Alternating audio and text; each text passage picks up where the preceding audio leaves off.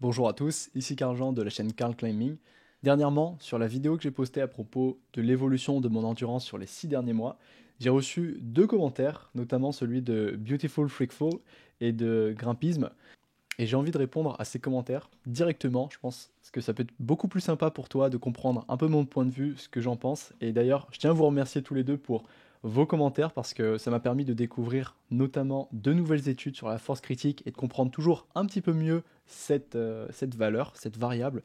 Et donc par rapport à ton commentaire, je vais t'appeler Beautiful, tu me disais que la notion de force critique manquait potentiellement de fiabilité à plusieurs niveaux. Donc, d'une part, tu m'as dit qu'il y a une étude de McLean et Hall qui a montré qu'en faisant 2 fois les mesures sur un même groupe de grimpeurs à 7 jours d'intervalle, on pouvait avoir une variabilité vachement importante jusqu'à plus ou moins 30% due à la variabilité biologique et de la mesure. Donc, ce que tu voulais me dire, je pense, et j'ai bien compris, c'est que d'un test à l'autre, il peut y avoir jusqu'à 30% de différence.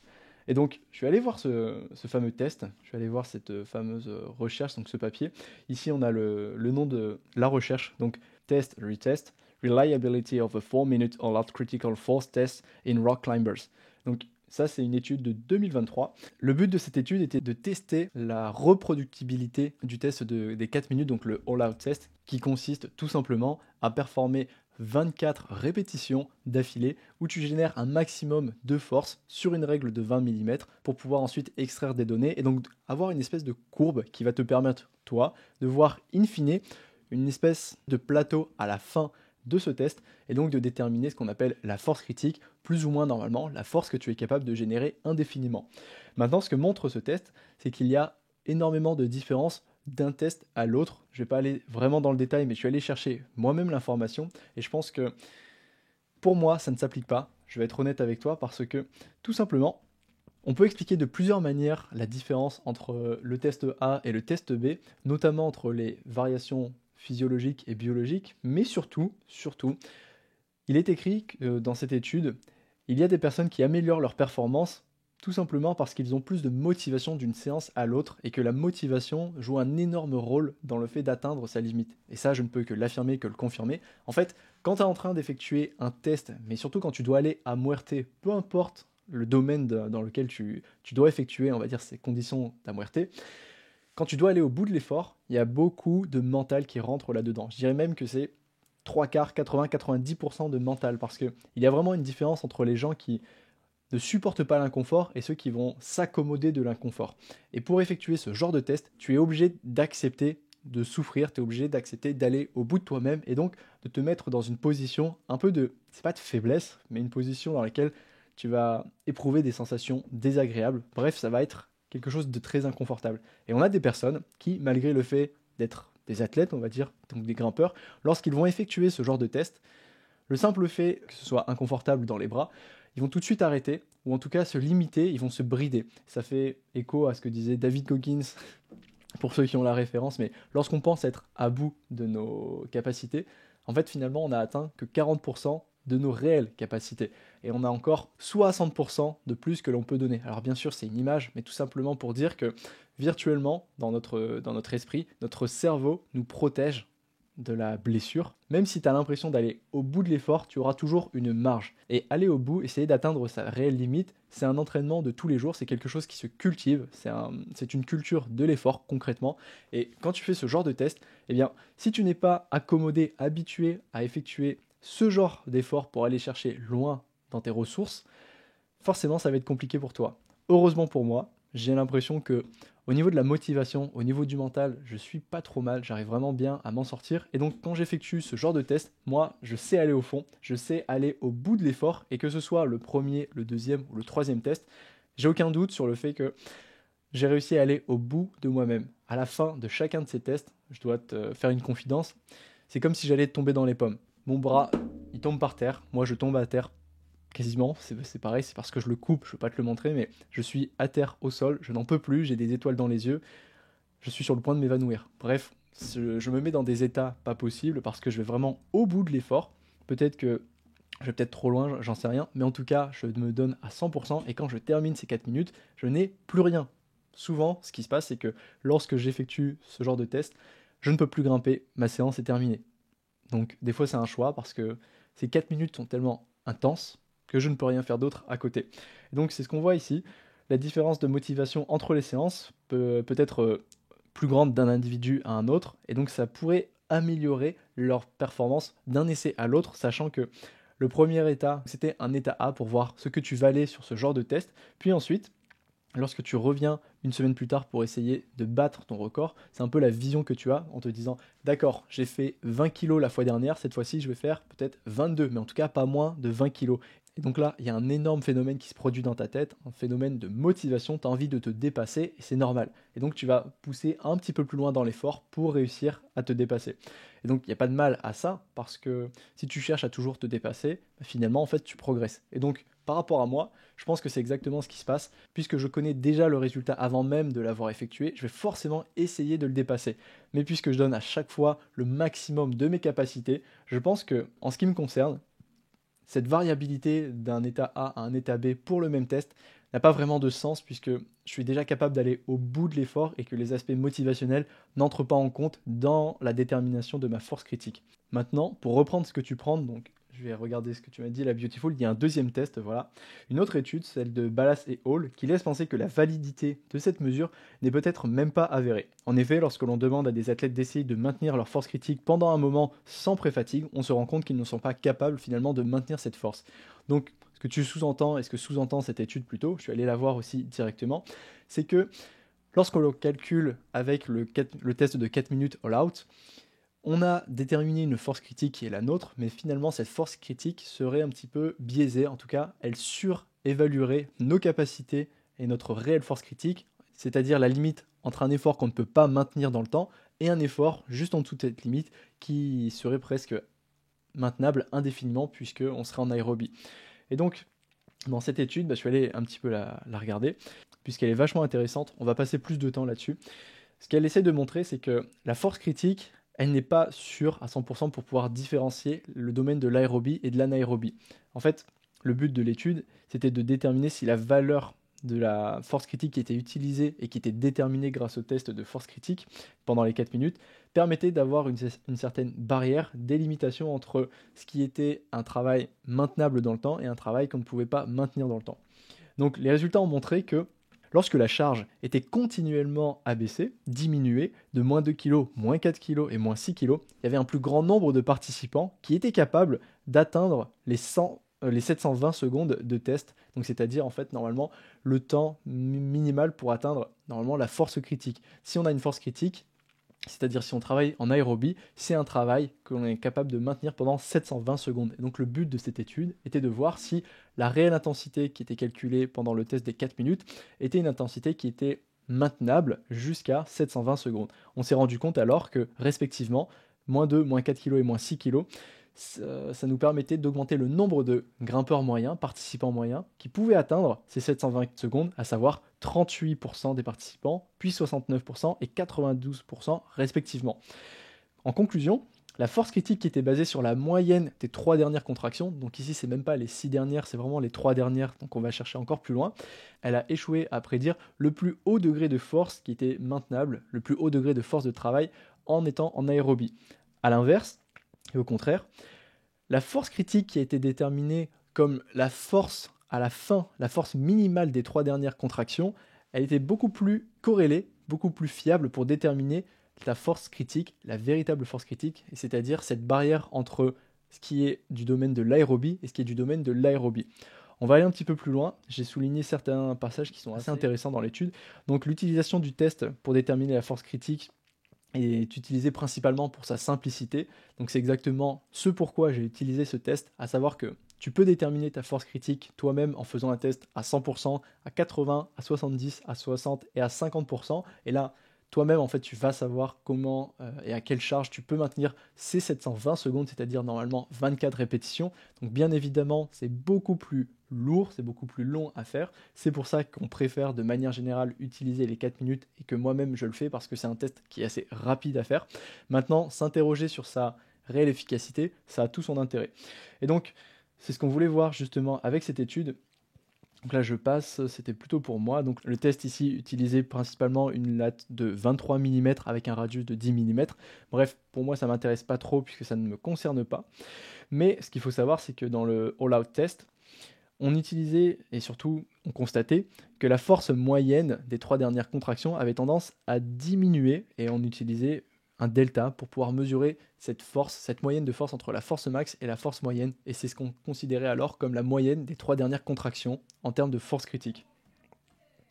Maintenant, quand on va un petit peu plus loin, donc voilà à quoi ressemble un test de force critique. On a toujours cette courbe avec les 24 répétitions normalement au cours du temps, et donc on peut voir que progressivement, la courbe tend à descendre. Je vais essayer de dessiner si je peux ici. On voit bien que la courbe descend, descend, descend, descend, jusqu'à atteindre ici une espèce de plateau. Et ce qui nous intéresse, c'est plutôt ce qu'il y a ici. Ici, on peut voir la force critique moyenne, donc c'est-à-dire la moyenne des 3 dernières contractions, donc avec le delta F, force max, force minimale. Et ici, ce qu'on appelle la force minimale, c'est-à-dire la force critique à la fin des 3 dernières contractions. Donc ce qui est plutôt ici.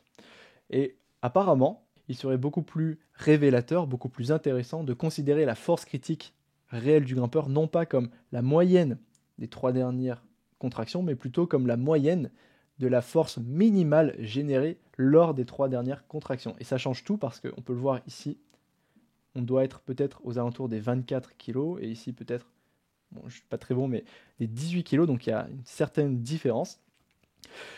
Les résultats, donc je vais t'en parler ici. On voit bien que le travail et la force critique normalisée au poids de corps ont montré une relation qui était plutôt significative par rapport à ta capacité à grimper, mais qu'il y avait encore une plus grande corrélation avec ta capacité à grimper avec la force critique minimale observée donc lors des 3 dernières contractions par rapport à la force critique classique. Donc c'est exactement ce que je venais de t'expliquer. La force critique minimale est vraiment plus intéressante pour réellement déterminer finalement la force minimale que tu es capable, toi, de générer ad vitam aeternam, et donc qui symboliserait de manière imaginaire la frontière entre le domaine de l'aérobie, ce que tu peux maintenir indéfiniment pendant 720 secondes, et le travail en anaérobie, pardon. Bref, ensuite, de quoi je devais te parler ? Ensuite, ce que j'ai trouvé de vachement intéressant dans ce papier, c'est que la force critique générée pendant 720 secondes, elle était significativement plus basse, à peu près de 20%, donc de moins de 4 kg, que la force critique moyenne, donc celle de la moyenne des 3 dernières contractions. Ça veut dire que, finalement, la force critique surestime la réelle force critique sur le terrain que tu es capable de tenir. Et inversement, il n'y avait pas vraiment de différence entre la force critique minimale, donc celle qu'on a ici, donc des 3 dernières contractions, et la force critique des 720 secondes, la vraie force critique. Je sais que c'est assez technique, mais il faut essayer de ne pas me perdre.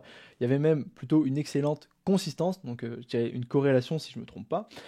Et ça, c'est vachement important parce que ça veut dire que la force critique qui est mesurée, donc celle que j'ai mesurée avec les plateaux, c'est une force critique qui est peut-être surévaluée, certes, on est d'accord, mais il faut retenir quelque chose, c'est que finalement, puisque je mesure toujours la même chose à chaque fois, cette évolution, elle est quand même significative. On pourrait refaire les calculs, et je devrais même les refaire, peut-être pas maintenant, mais plus tard, pour pouvoir voir finalement la réelle force critique que je possède, mais quoi qu'il en soit, l'évolution de ces tests reste significative. Peut-être quelque chose de plus intéressant, voilà. On voit bien ici que lorsqu'on va jusqu'à l'échec, les personnes qui ont performé le test avec la force qui était exercée, qui était calculée lors de leur test de force critique, le all-out pendant 4 minutes, n'ont pas réussi à atteindre les 720 secondes. Ils se sont tous arrêtés plus ou moins ici à, on peut voir 450 secondes, plus ou moins. Lorsqu'on a retiré 2 kg, ils sont montés presque à 600 secondes, moins 4 kg à aller à 680 et moins 6 kg à les fameux 720. Donc ça prouve bien qu'il y a un écart réel entre ta capacité aérobie, donc ta réelle force critique, cette barrière qui est finalement virtuelle, qui est calculée lors de ce test des 4 minutes, et la réelle force critique que tu es capable de tenir. Et on voit en moyenne que finalement, il faudrait plutôt retirer 4 kg à 6 kg de sa réelle force critique pour pouvoir la calculer et travailler en aérobie, non pas en anaérobie. C'est exactement ce que l'on voit ici sur ce même parcours. Ici, on peut voir qu'il y a énormément de monde, précisément 1, 2, 3, 4, 5, 6, 7, 8 personnes qui ont réussi à tenir, à maintenir et soutenir l'intensité, et que plus on avance, bon, je ne peux pas, d'accord, plus on avance vers la droite, plus en fait on se retrouve avec des personnes capables d'atteindre les 720 secondes. Donc c'est vachement intéressant. Maintenant, pour aller plus loin, Voilà ce dont je devais te parler. Même en considérant une certaine marge d'erreur avec les tests que tu peux avoir en tant que grimpeur, en essayant de faire le test de force critique à moins 4 kg, normalement on se dit que la majeure partie des personnes devraient pouvoir compléter tout le test, donc les 720 secondes, et pourtant, il y a quand même 69% des personnes, il y a seulement plutôt 69% des grimpeurs qui ont réussi à aller jusqu'au bout de ce test. Et donc, ce qui est aussi vachement intéressant, c'est que la moyenne de l'effort perçu, le RPE, il était seulement un tout petit peu diminué, passant de 18 à 16 sur 20. Donc apparemment, c'est pas énorme. Et ce qui est encore plus intéressant, c'est que il y a vraiment eu une différence significative en termes de perception d'effort lorsqu'on est passé à une force critique moins 6 kg. Le RPE, donc la notion d'effort ressenti, elle est passée à 13,8. Et ce qui est assez intéressant à savoir et à souligner, c'est que généralement, donc c'est ce qui est écrit, pour les efforts localisés, plutôt que des efforts d'endurance générale qui mobilisent l'ensemble du corps, le RPE, il est plutôt normalement plus faible, inférieur. Et lorsque l'on cherche à situer la barrière entre un effort qui est soutenable donc en aérobie et celui qui devient insoutenable en anaérobie, il semblerait que le RPE doit se situer aux alentours des 14 sur une échelle de 6 à 20, d'après Ballas et Hall en 2022. Et donc ça tombe bien puisque en se testant avec une force critique minorée à moins 6 kg, on atteint ce niveau de perception d'effort à plus ou moins 14 kg, et on observe aussi une corrélation entre la force critique théorique, donc minimale, à 720 secondes que l'on devrait atteindre, et celle que l'on atteint réellement avec la force critique de moins 6 kg. C'est-à-dire que lorsque l'on minore la force critique à moins 6 kg, on est capable de maintenir notre force critique, la nouvelle, donc minorée à moins 6 kg, pendant 720 secondes. Et c'est exactement ce qu'on est censé atteindre en termes d'intensité, et ce que l'on recherche comme résultat, d'autant plus que le RPE, il est de 14, c'est-à-dire normalement celui qu'on atteint lorsque l'on est à l'équilibre entre un effort qui est insoutenable et celui qui est soutenable. Ça suggère donc, pour terminer, que la force critique, qui est calculée sur la force moyenne des 3 dernières contractions, elle échoue à prédire réellement la vraie force critique qu'on est capable de maintenir pour travailler en aérobie. Mais que par contre, la force critique considérée comme le minimum de force générée lors des 3 dernières contractions était beaucoup plus fiable, beaucoup plus intéressante si on voulait déterminer de manière plus précise la force critique sur ce test de 4 minutes. C'est exactement ce qu'on voit juste ici. Il a été montré que la force critique minimum est un excellent accord avec la force critique des 720 secondes, c'est-à-dire la réelle force critique, celle qui est plus laborieuse à calculer. Et tout ceci suggère que, c'est exactement ce que je t'ai dit, la moyenne des 3 dernières contractions, c'est plutôt un résultat qui est erroné, en tout cas qui surévalue ta réelle force critique, et que celle qui considère les 3 dernières contractions en termes de force minimale était beaucoup plus corrélée à ta réelle force critique, celle des 720 secondes. Il y avait certainement un delta de 6 à 8 kg entre la force moyenne et la force minimale, et que ce delta correspondait finalement à la force critique minorée au moins 6 kg. C'est exactement ce qu'on voit ici. La force critique moins 6 kg pourrait représenter plutôt cette fameuse barrière, ce benchmark, pour pouvoir faire la différence entre ce qui est de l'ordre de l'anaérobie et de l'ordre de l'aérobie. Maintenant, moi, qu'est-ce que ça change à mes résultats? Bah écoute, je vais te dire en fait finalement pas grand-chose, puisque je vais pouvoir toujours mesurer la même différence entre la moyenne de ma force de mes 6 dernières contractions. Ce qui est important en fait de retenir, c'est que un test, il a beau être bon ou mauvais, si tu effectues le même test, je vais prendre par exemple une balance, tu cherches à perdre du poids, si ta balance surévalue ton poids de 3 kg, mais que tu te pèses constamment sur la même balance, tu auras toujours cette différence de 3 kg en trop. Mais lorsque tu vas perdre du poids, tu vas quand même perdre du poids sur ta balance. Et donc si tu dois passer de 100 kg à 90 kg, les 10 kg, tu vas les perdre. Et même si à la base tu pesais peut-être 95 kg, ton vrai poids à la fin sera peut-être 85, ça tu ne le sauras pas, mais tu sauras que tu as perdu 10 kg. Et c'est ça le plus important. Moi là, avec ma force critique, je sais très bien que c'est des choses un petit peu geek et que finalement, ça va pas me permettre d'aller trop loin, ça va pas me permettre de comprendre est-ce que je peux atteindre, grimper du 9A, blablabla, blablabla. Il y a tellement de choses, c'est tellement complexe. Mais quoi qu'il en soit, moi, ça me permet de voir une évolution et c'est avant tout ce que je cherche, devenir meilleur d'année en année. Et donc, pour te répondre, Beautiful, à ta première remarque, puisque moi, lorsque je fais ce test, je sais que je vais au bout de l'effort. Les variabilités, je pense qu'il n'y en a pas des masses. En tout cas, je l'ai déjà vu en testant plusieurs fois. Maintenant, ça serait à refaire.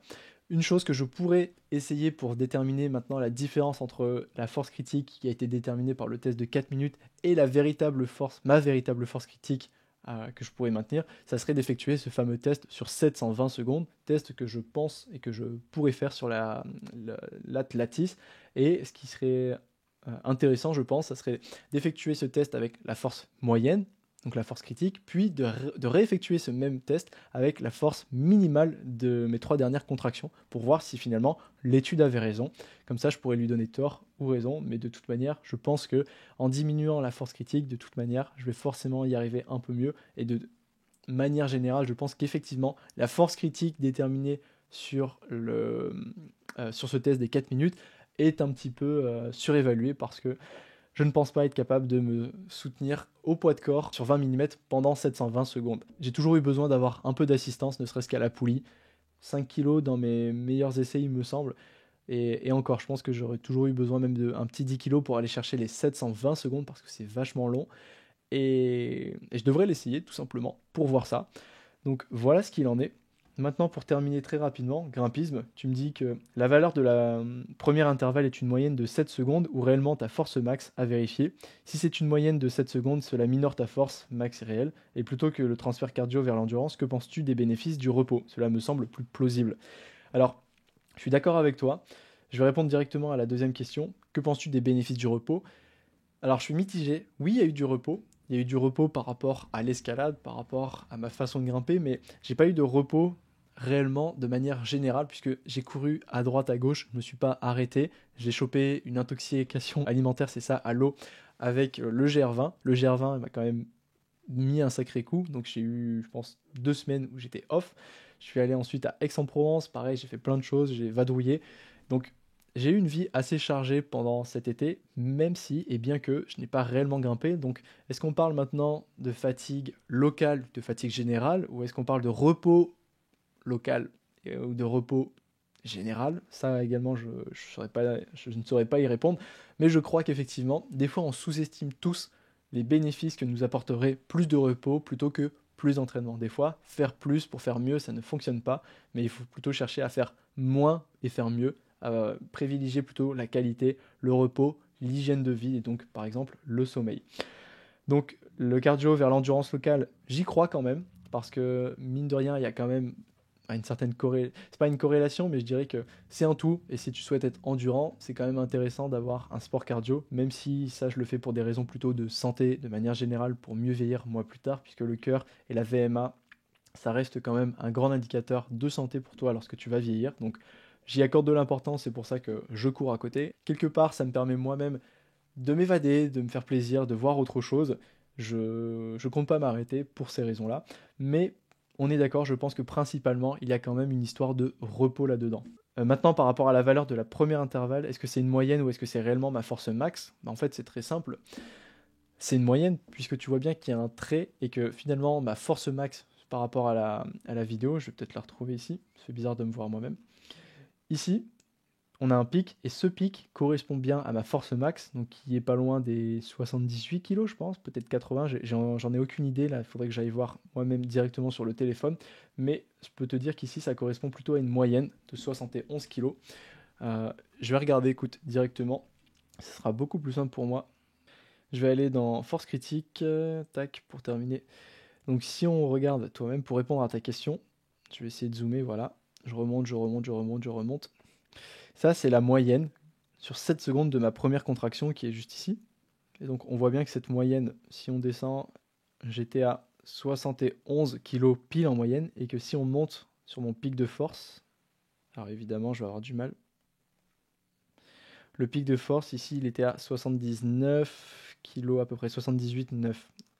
On peut dire même 78, entre 78 et 79 kg. Donc ça, c'était mon pic de force. Pour répondre à ta question, ce n'était pas ma moyenne. Et donc oui, ça minore ma force max comme toi tu l'entends, mais moi je fais la différence entre la force max sur 7 secondes, 5 secondes, donc ça ce que j'appelle la force de contraction maximale volontaire, sur une durée de 5, 7, 10 secondes, qui est beaucoup plus significative par rapport à ton niveau de grimpe, plutôt que toi ce que tu entends par force max, c'est-à-dire le pic de force.